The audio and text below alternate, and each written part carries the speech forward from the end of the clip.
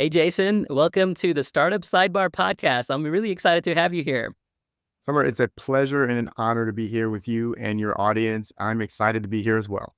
Wonderful. On this podcast, we usually talk about legal matters, but I think this is legal adjacent, right? These are all the kind of nuts and bolts, boring, blocking and tackling type of items that startup founders and entrepreneurs have to deal with. So I'm excited to have you. Oh, that's great. And I used to work in contracts in aerospace and defense, so I'm not scared of a little legalese.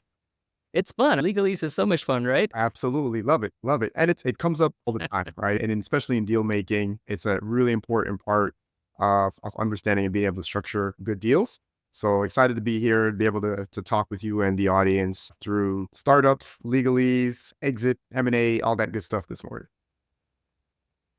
That's wonderful. Yeah. Can you give us a little bit of background on yourself and we'll go from there? Sure. So my name is Jason Brown. I'm an M&A advisor and business broker based here in San Antonio, Texas, actually office not too far from Summer. I have been doing this for the past 3 years on my own, working corporate mergers and acquisitions. Before that, I spent some time working in startups. So I have a perspective and a view in working with small technology-based companies. My focus today is really on helping small business owners prepare for and exit their businesses. And I also work with buyers to help them structure their thoughts and their plan around acquiring businesses. That makes a lot of sense. And I think that's exactly the reason I wanted to talk to you. Most people are building startups to exit at some point, right? You could have a family business or a lifestyle business where you don't intend to exit. But I think some of these tips that we're talking about here are going to be helpful to those folks as well. And I think these are pretty universal business principles. Absolutely. And I come from this school of begin with the end in mind. So Stephen Covey, for those who are old enough to remember, is a key principle in any business that you're running and operating, regardless of if it's a lifestyle business or a high growth tech startup. And so excited to share some thoughts around what you need to do to prepare your business in startup phase to be prepared to sell, to be attractive to buyers. Because while I'm sure we all love the journey, we're all working towards that end goal of having a successful business that we can turn over to the next owner. Yeah, that's a great overview. And let's just jump right into it. What is the first tip that you'd want to share with the audience? Absolutely. So regardless of whatever business you're in or you're building, it's really important to have a vision and clarity, more than one or two pages in a pitch deck around what is the exit for that business. And I'm a firm believer that you need to have some various scenarios that you build into that plan. There's always a base case, right? And so you're going to grow your business and there's somebody out there who's going to find what you're doing valuable. And there may be an upside case, right? You may be the next unicorn, but there's also a scenario in which there's a downside case. And so what happens if you don't get the product market fit that you're looking for? What happens if you're not the key strategic cog in a big company's portfolio? What do you do then? And how do you build your business to be attractive and valuable to buyers that fit those different sets of scenarios? I think it's really important to think about and to have some clarity on as you start and embark on the journey. And while you're going along, continue to check in to see how are you building this business really to meet the needs of a future buyer. That makes sense. And how does that work from a kind of a nuts and bolts perspective? Do you typically, or do you recommend startup founders have this in a document somewhere? Is it more informal? How would you formalize this? Yeah, so I think it starts with strategy. And I do think it needs to be written down in a document, and it's a living document, right? So it's not a static piece that never changes. It's something that you're going to go back to. I mean, in a startup, you're pivoting constantly. You're learning constantly. Where and how you provide and deliver value is constantly evolving as you go through different phases of the journey. But keeping an eye to who does this matter to, not only from a customer perspective, but also from a future potential acquirer's perspective. So I think about it even into, again, the pitch deck to me gets simplified into one or two pages as to what is the exit. And a lot of times I think that's just, there's not necessarily a depth of analysis or strategy that goes into that. And so I recommend that there's a several page analysis that goes into what makes sense and why. And as things change in the marketplace, that's going to evolve. Talking to those potential acquirers and understanding where their strategic roadmap is leading is getting helpful to inform what actually they're looking for. And are you in line and aligned with that? And the degree to which you're not, then it's shifting, right? It's understanding that today with the solution that you're building for whatever problem you're trying to solve, the actual person that finds that valuable in their portfolio may be different tomorrow than it is today. So again, I think it's a living, breathing document, and it's through conversations and doing analysis and keeping in tune with where markets are going that informs what that potential exit plan looks like for your company. Makes a lot of sense. I do something similar on the patent side, right? Often when clients come to me, they think, yeah, we're getting a patent and it's a check mark. But the first conversation that I have is who's going to find these patents or pieces of IP valuable? So this is what we do. And maybe we should refine this based on my conversation with you here. But what we do is we say, okay, who are the most likely acquirers of this technology? And can we build a piece of patent or a portfolio that is complementary to that business, right? That will allow them to say, hey, this fits a strategic need. This patent portfolio fits a strategic need or a hole in our IP portfolio. So it becomes much more valuable and strategic for them to acquire it, or they want to keep it out of the hands of some of their competitors. So we think about what is that piece of IP or that portfolio that is going to fit a strategic need for a potential acquirer. We also think about the technology curve of how the industry is going to evolve. Usually startups are in a fast moving space, and usually the solution that they have is suboptimal relative to the incumbents. But as the technology evolves and grows, will become optimal or maybe better than what the incumbents are providing. So we think about that trajectory. And then we also think about in case the company goes into bankruptcy. So I've had this happen to a couple of my clients where the startup went into bankruptcy, but their patent portfolio got acquired by other companies. And it's something you don't really want to think about necessarily as a founder. But in both of those scenarios, the founder had invested a lot of their personal money into the business, and getting the patent portfolio acquired was the difference between walking away with $0 versus walking away with some money in your pocket. So those are the three things that we think about. But it seems like these conversations need to happen pretty regularly and maybe on a more formalized business sense than what we're doing necessarily on the legal side. And I think you're exactly right. So because it's not only your IP, it's really where's the value created. So I had a recent conversation with a very large multi-billion-dollar company, really around understanding what is their strategic roadmap. And they shared that there was a smaller company that they acquired because of the IP that was within the company. And so if you don't have IP, the process is still the same. What is the value that you're creating? And is it differentiated? If you're a me too, if your solution, 15 solutions to the problem that you're solving and anybody can do it, I think there's a more fundamental question to ask and answer in your business. But assuming that you do have a unique value proposition, same question, who finds it valuable? What does the technology roadmap look like? I think you go through the same process, whether it's IP or not. If the startup fails, is there something here that somebody will find value in, and how do you monetize that so you can recoup some of that investment? So I think you're spot on in the steps that you take. And the case I would make for all startup entrepreneurs is that's a process that you should go through, whether or not you have IP or not, because it's really around where and how do you create value and how you extract that value in different scenarios as you move forward. You're spot on and providing very good counsel to your clients on that front.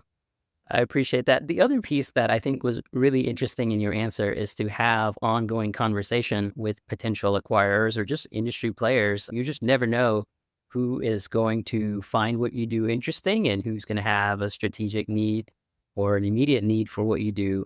I think that's really good advice as well. I think startup founders should be doing that all the time. Absolutely. And I've sat in the seat. So I've worked on an innovation team in a very large property and casualty insurance company. And so I was doing a consulting project with them, right? Large companies. So they make buy decision, right? Do we innovate internally or do we go out and acquire? And both of those need to align to some sort of a strategic vision. So I sat in the seat of, okay, this is the capability that we need to be successful long term. Does it make sense for us to do it internally? So we're going to go out and scour the marketplace to identify where is there a solution. So imagine if you're involved in those conversations consistently and you have visibility and an understanding across whatever sector or industry you're in, where are things moving, right? Where are there issues and problems that they're going to be looking to solve for their customers? And how is it that you can help and position your business to be that asset that's going to be most valuable to helping them solve what's usually a much larger problem in terms of scale? And so from that seat, it was interesting to see how we went through and evaluated different companies. And those companies, again, we knew what we were looking for. And those companies that fit were the companies that got put onto the game board and assessed for potential acquisition. And so building those relationships and understanding whether it be internal VC groups, whether it be innovation teams, other business development folks within the companies in the space that you think are going to be your exit targets, they can be a huge advantage. Again, as you're thinking about how you serve your clients and how you create value with your clients to start to build in an alignment with who your ultimate acquirer is going to be. I've also been on those internal teams that have been challenged with building organic new opportunities, and it's not easy. And I think that's the competitive advantage that startups have in the space. Much more nimble, much more adept at identifying what's going on in the marketplace and figuring out how to get product market fit, figuring out how to do that initial scaling that bigger companies are just not equipped to do. Right. Or it will take them twice as long and cost them twice as much or 3 times as much. Yeah, that makes a lot of sense. Right. So we didn't talk about this as a tip for startup founders, but I'm curious if they are talking to somebody like you in your previous position, how can they have a more effective conversation? My guess is that you want to just gather as much information about the company, right, as possible. What are they interested in and what are strategic objectives and milestones for them, just so you can direct your conversation the right way. But do you have tips for talking to somebody like yourself in your previous position? Absolutely. So it is about creating value and immediate value, right? And so a part of it is being able to understand who their customer is, who their end user is. It's particularly in our situation, it was trying to build deeper relationships with customers and clients. And so having someone come in and be able to take a meeting that can demonstrate how they've done that with their own clients, to be able to speak the language of those folks that you are talking to that were potential acquirers, and to show insight that they may not have. I think this is the biggest thing. If you can bring insights into their customers that they don't currently have, it's huge value in the interaction. So everyone's busy, everyone has a lot going on. And so the question is, am I going to take a second meeting if the first meeting didn't prove to be valuable? So in every interaction is, what are you bringing to the table to deliver value? And so if it's, you've done 100 customer interviews, you've got 10,000 customers, and here's some really unique customer insights that you can bring to the table that the potential acquirer would find valuable. That's how you become a person of interest. That's how you become a person that delivers value, just through the interactions. And I think that also plays into the overall assessment. So understand customers, understand business models, so the degree to which you can understand how they're trying to make money at what they're doing, and providing that value independent of an acquisition gets you more airtime. It gets you to be relevant into the conversation on an ongoing basis. It makes them almost want to call you, right? That's the goal, is, hey, they're trying to understand what's going on with the customers and how to make their customers happy and solve more problems for their customers. And so if you can help deliver that information, we talk about information being currency. You oftentimes, as startup owners, the startup founders and owners, are closer to the customer than the big behemoth out there who's going to ultimately acquire it. You have boots on the ground and knowledge and insights that they don't have, that can be potentially very valuable for them, and also help them connect the dots. So that'll also help them understand how your solution, the understanding of the customer, and their capabilities can all be tied together to deliver more value for everybody involved. Figure out how to deliver value in every conversation that you're going to have. Otherwise, you're not going to have very many conversations with those individuals, because they're very busy and there are a lot of people who want to get into the office to see them. That makes sense. This is really good advice, and I'm glad we got into it, because when my team talks to prospective clients, for example, we try to have this metric, internal metric in your head, that you should be delivering an insight every minute, right? Because prospective clients don't have the time, and often talking to a lawyer is burdensome more than interesting and fun. So yeah, this is what we do. And this is the advice that I used to work at a big firm, and that I used to give junior attorneys all the time. I was doing patent litigation. You are often dealing with $10 million plus litigations, and you usually have 100 million pages of documents to review in these litigations. And for a junior attorney to add value to that litigation, where the partners are usually doing strategy work and kind of high level testimony and depositions, so how can a junior person add value? And I think it's by knowing all the documents, right? If you can provide insight into kind of the paper level of the case, then you get more airtime with the senior people. and you get more insight into strategy and you can get invited into those conversations. There's a lot of the same concepts there. Absolutely. And I do it in my business. So most of my work is with small and medium sized businesses. Jason, so what is the second tip that you have for startup founders who are thinking about these things? Absolutely. So there's a question in the startup world as to how do you grow, right? And so do you grow organically? Do you go out and acquire more customers? Or do you grow inorganically? Or even how do you start? So I think one of the big questions is how do you grow?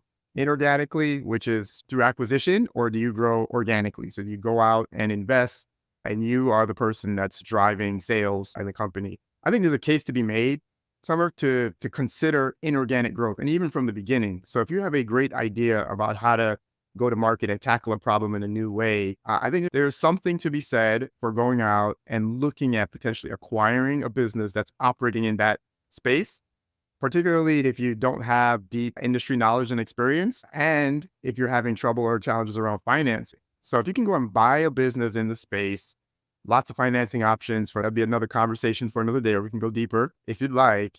But you now have cash flow from an existing operation that can fund the innovation that you're looking to bring to market. You now have connections with an existing customer base that provides you insights as to how you can best deploy and develop the solution to the problem that you're looking to bring to market. And so I think it's an important consideration for startups, both at the initial stage and as you get into your business, as to does it make sense, just like the corporations do, to go out and acquire? Is there enough synergy value there? By synergy, combine the 1+1=3 value, that it makes sense to go out and find and acquire or merge with someone else in the marketplace to give you strength. We all know that as you scale, the business becomes more resilient. So the smaller you are, the more challenging it is. It's hardest to get to your first million, hardest to get to your first X number of customers. And so I encourage startup founders to consider inorganic or acquisition as a means of getting into a space and as a means of generating cash flow versus having to go out and raise capital and having to spend time that could be spent on developing your business really around capital raise. That's a big part of the startup experience, is making sure that you have funding. And so that's a really interesting alternative way to think about and consider funding your business. Also means that potentially you end up holding a lot more the equity, the ventures, the risk, gets you further along the road to having a stable business. That's pretty cool. I'm sure a lot of startup founders haven't thought about this. I have a couple of questions, maybe from a macro perspective and maybe some details, if that's okay. Absolutely. When startups are thinking about this in particular, are they thinking about, or do you recommend that they think about this kind of vertically or horizontally? How should they prioritize maybe these opportunities, or what should they be thinking about? I know you mentioned cash flow being important, but yeah, what are some of the metrics that you would look at and think about? Absolutely. I mean, I think it starts with customer, right? Because most times startups are solving a problem. Customer acquisition is not cheap in many cases, right? And so and it has to be complementary. So whatever solution you think you're bringing to solve the problem, you want to look at a customer. And so can you get into a business that's serving the same sets of customers, understanding the existing business model? And can you keep running that business model? And is it somewhat complementary to whatever solution that you're planning to bring? So having a solution or serving a set of customers in two different disparate spaces is less attractive of an option than if you're a potential bolt-on opportunity to an existing problem that this business is solving. So I look at it as first the customer base. So you want to be serving the same sets of customers as we talked about before. A lot of time, that's whether it's B2C or B2B, a lot of that value is understanding and having a relationship of how you create and extract value with that customer. Uh,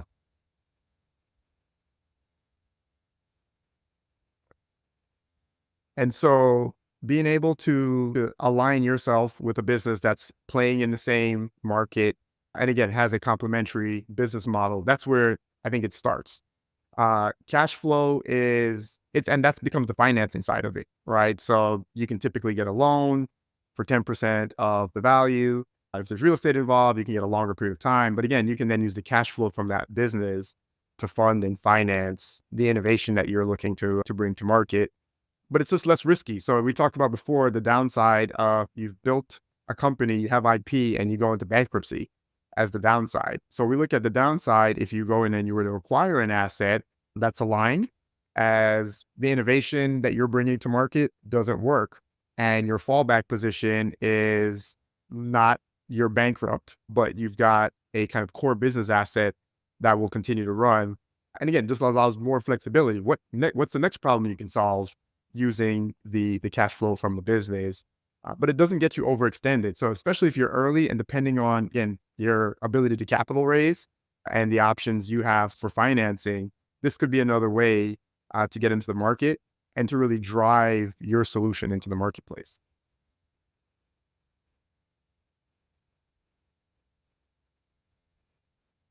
That makes a lot of sense. What I tell clients from an IP perspective is maybe somewhat similar. We always talk about building the most strategic or the most valuable patent possible. And maybe we should include some of these metrics, but we always think about who owns the customer relationship. Mm, Usually those patents tend to be the most valuable because they usually can have the most kind of price flexibility. The further you are away from the customer, the more commoditized you can get. And the closer you are to the customer, the more differentiated your product can be. So we always think about this as let's look at the chain and in getting market to the customer and where do we fit in on that chain? And then how can we occupy the most valuable or important portion of that chain? But what you're saying, I think, is also, in addition to that, also think about horizontally as well as opposed to just vertically. yes, But aligning yourself to the customer is probably the safest way to build a model around all this stuff. absolutely. It's critical to the lifeblood of the company, right? And as the customer, Okay, very good. go ahead. Yep. Oh, sorry. Go ahead, Jason. No, I was going to say to just echo your point of being tied to the customer is super important, especially as their needs consistently change and being able to adapt to that and continue to create value for the customer. Those are the folks that extract the majority of the value from the relationship. So 100% agree here. And that's also a challenge, right? From my legal perspective, it's pretty easy for me to keep a few of these priorities straight. But for business owners, it's okay. You're thinking about acquisitions and talking to companies, as we talked about in your last tip, while also aligning yourself to the customer. It's tricky, but something that I think successful startups have to navigate. Yeah, and I think that leads to the next thing that I would encourage, and it's really about building the team. No one person can go out there and be a superstar in all these various elements and aspects of the business. And so it also devalues the business. So if you're the only person that's able to navigate all these different conversations and different value levers within the company, it inherently limits the value. If the company becomes too closely tied to you as the founder, and so the question becomes, how do you minimize that as a risk to the business? And I'd argue it's building the right team, right? That's you bring in the right folks that have the skill set to be able to tackle these various challenges, that you build company based on the people independent of yourself, also putting in the right systems and tools and processes as that time comes. I get it. Startups are it moves really quickly. And so things are changing fast and you don't want to spend a whole lot of time investing in really putting hard wires into the business. But it's really important to think through how are you going to do that? Because it'll always be fast. And at some point in time, you do need to have the right players. Things are going to scale within the team, right? It's when you have 5 people, it's easy to manage, right? You guys can all have conversations. As the teams quickly expand, how do you ensure consistency in messaging? How do you ensure that each person that's touching the customer is projecting the company in the right way and that the customer's having the same experience with everybody throughout the company? And so I think these are also really important things founders and any business owner really to be thinking about is how does the organization achieve its objectives independent of you? So you have the vision, you understand what all the pieces need to be, but it's super important to bring on the right team and to make sure that the communication channels are there such that the team understands what needs to be done. And also figuring out when and how do you plug in the right structure. So that way, if any one person is not there, it gives the company a fighting chance at survival. Super important. It can't be done alone, right? I think that's what I want everyone to take away. Think closely and carefully about who you're bringing in and how you're building the culture within the team. Because if I want to buy a business, that's the first thing I'm looking at, not the founder, unless the founder's staying on board, and if the founder's staying on board, great. But it's the rest of the team, right? Who's on this team? And is that a team that I want to play with and that I want within the broader context of our team? So always encourage founders to spend the time to build out the team and download knowledge, figure out how to get all of that knowledge and the learnings that they're having and all of the permutations and adaptations that the business goes through. How do we create institutional knowledge? I think that is part of the IP, right? That's part of the intangibles of the company, figuring out how you capture that, bottle it, and ensure that that's going to continue to be something that an acquirer can benefit from is an important part of the equation as well. That's music to my ears, Jason. I wish all my clients would come and talk to you about this. We talk a lot about value capture and from an IP perspective and how can we use that to add value to the company. But the other important piece of that is how do you de-risk your business, right? Not from your perspective, but from the perspective of a potential acquirer or a buyer, right? Because when you see your business, you may see all this opportunity and growth potential. But when a buyer sees your business, they're just looking at a bunch of risk factors and they're seeing how they can manage those or minimize those. That's right. That's right. And so I had a conversation recently with a gentleman looking to buy a business, and it really is how do you look at the opportunity, right, your business through the lens of the buyer? Because the buyer was essentially deducting from the value everything they would have to invest in the business to make it deliver what the expectation is. And so I think the more that you can build into the business that the buyer doesn't have to, right? When the buyer says, okay, I see that this person has layered in all of these pieces that we've talked about. They've got diversified customer base, really close, tight-knit relationship with the customer. They built out their IP portfolio and they brought in someone like yourself to make sure that that's fully protected and they're going to be able to leverage that. They've built the team and the business isn't reliant upon the founder. Maybe the founder is looking at what's next. The team is dealing with what is. The buyer then looks at this and says, okay, I come in, I'm getting something that's already creating and delivering value. And they're thinking about the next step versus how do I just maintain and manage what's there?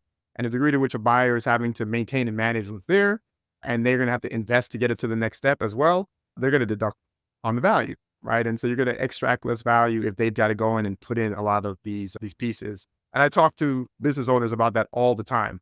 The destination is where the destination is. There's steps that it takes to get there.